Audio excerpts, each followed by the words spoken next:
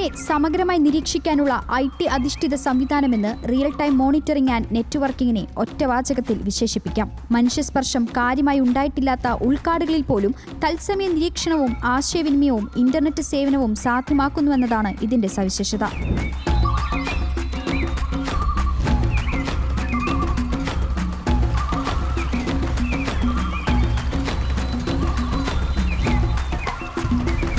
മെയിനായിട്ട് നമുക്ക് ടൈഗർ റിസർവിൽ ഈ മൃഗങ്ങളുടെ മൂവ്മെൻറ്റ്, അതായത് സഞ്ചാരപഥം മനസ്സിലാക്കുന്നതിനായിട്ട് നമ്മൾ IT ഇനേബിൾഡ് ഒത്തിരി സംവിധാനങ്ങൾ ഒരുക്കിയിട്ടുണ്ട്. അതിലൊരെണ്ണമാണ് നമ്മുടെ ഈ റിയൽ ടൈം മോണിറ്ററിംഗ് എന്ന് പറയുന്ന സംവിധാനം. അതായത് വളരെ സിമ്പിളാണ്.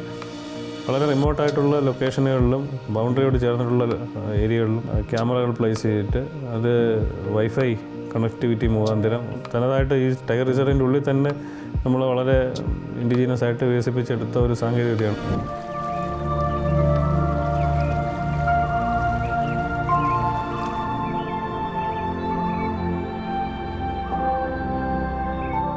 മനുഷ്യ-വന്യജീവി സംഘർഷം ലഘൂകരിക്കുന്നതിലുൾപ്പെടെ ഈ സംവിധാനം പ്രയോജനപ്പെടുന്നുണ്ട്. ഇതിനു പുറമെ കാട്ടുതീ, ഉൾക്കാടുകളിലെ മൃഗങ്ങളുടെ നീക്കം, അവയുടെ സ്വഭാവ രീതികളൊക്കെ നിരീക്ഷിക്കാൻ ഈ സംവിധാനം പ്രയോജനപ്പെടുന്നു.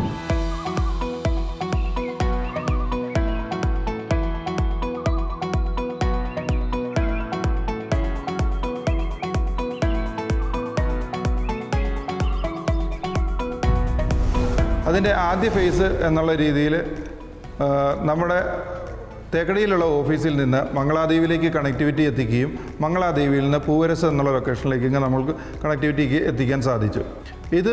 ഈ ടെക്നോളജി നടപ്പിലാക്കി വന്നിരിക്കുന്നത് വയർലെസ് സംവിധാനത്തിലൂടെയാണ്.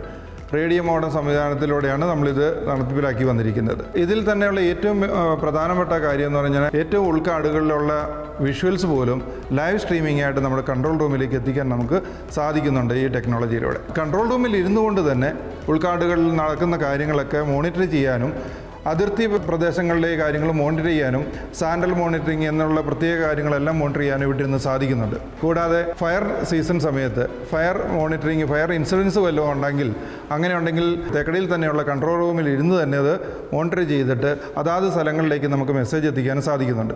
പൂവരശ്, മംഗളദേവി, മാനമുട്ടി തുടങ്ങി നിരവധിയിടങ്ങളിലെ ഉൾവനങ്ങളിൽ സ്ഥാപിച്ചിട്ടുള്ള ക്യാമറകളിലൂടെ തത്സമയം കാടിനെ നിരീക്ഷിക്കാൻ സാധിക്കുന്നുവെന്നത് വലിയ നേട്ടമാണ്.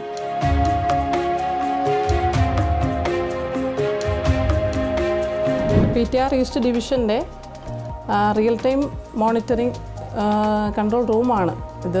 ശരിക്കും നമുക്ക് 48 ക്യാമറാസ് റണ്ണിങ് ആണ്. 24 hours ഇവിടെ സ്റ്റാഫ് ഉണ്ടാവും. നമ്മളെപ്പോഴും ഇവിടെ കൺട്രോളിംഗ് ആയിരിക്കും. പിന്നെ നമുക്ക് DFEOC എന്നും പറഞ്ഞുള്ള നമുക്കൊരു കൺട്രോൾ റൂം തന്നെ ഇവിടെ പ്രവർത്തിക്കുന്നുണ്ട്. നമുക്ക് 24 മണിക്കൂർ എന്ത് അനിമൽ കോൺഫ്ലിക്ട്സ് ഉണ്ടായാലും എന്ത് പ്രശ്നങ്ങളുണ്ടായാലും നമുക്കിവിടെ ഇൻഫോം ചെയ്യാം. നമ്മൾ ബന്ധപ്പെട്ട ഏത് ഓഫീസാണോ അവരുമായിട്ട് കണക്ട് ചെയ്ത് അതിനുള്ള പരിഹാരങ്ങൾ അവർക്ക് നിർദ്ദേശിച്ചു കൊടുക്കും.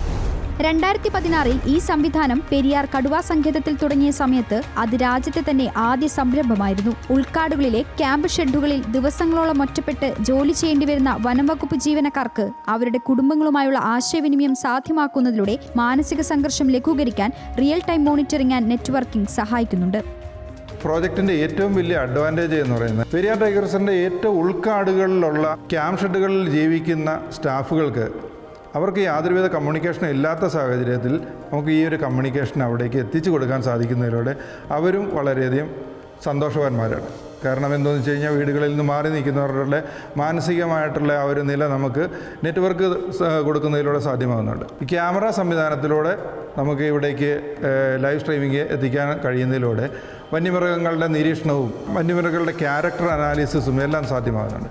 കൂടാതെ ഈ ഒരു ഫേസിൽ നമ്മൾ AI മെക്കാനിസവും കൂടെ ഇതിലേക്ക് കൊണ്ടുവരുന്നതിലൂടെ മനുഷ്യ വന്യജീവി സംഘർഷങ്ങൾക്ക് ഒരു പരിധിവരെ മിറ്റിഗേഷൻ നടത്താൻ വേണ്ടിയിട്ടുള്ള ഒരു സംവിധാനവും ഈ ഒരു പ്രോജക്റ്റ് വഴി സാധ്യമാകുന്നുണ്ട്.